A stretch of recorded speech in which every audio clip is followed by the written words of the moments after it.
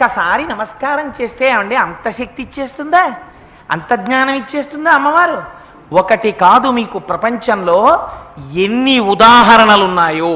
కాళిదాసు గారికి అంత కవిత్వ శక్తినిచ్చింది ఎవరిచ్చారు?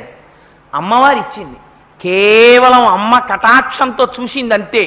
వెంటనే కాళిదాసు గారు శ్యామలాదండకం చెప్పారు. ఎక్కడి నుంచి వచ్చింది కాళిదాసు గారికి ఆ శక్తి? అమ్మవారు మూకుడని కంచిలో దేవాలయంలో ఎప్పుడూ కూర్చునుండేవారు. ఆయన పేరేమిటో కూడా ఎవరికీ తెలియదు. ఆయన మూగివాడు. సాధారణంగా మూగితనం ఉంటే చెవుడు కూడా ఉంటుంది. ఆయన ఎప్పుడు మాట్లాడేవారు కాదు, అలా కూర్చుని ఉండేవారు. ఆయన అదృష్టం పట్టింది. ఒకనాడు అమ్మవారు అలా వెళ్ళిపోతూ చూసింది. చూసి నిర్హేతుకంగా అమ్మ తన యొక్క కరుణని ప్రసరింపచేసింది కళ్ళల్లోంచి. అంతే.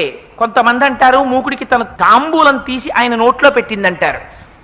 ఏదైతేనే అమ్మ కరుణ ప్రసరించిందంటే వెంటనే ఆయన నోటి వెంట 500 శ్లోకాలు వచ్చాయి.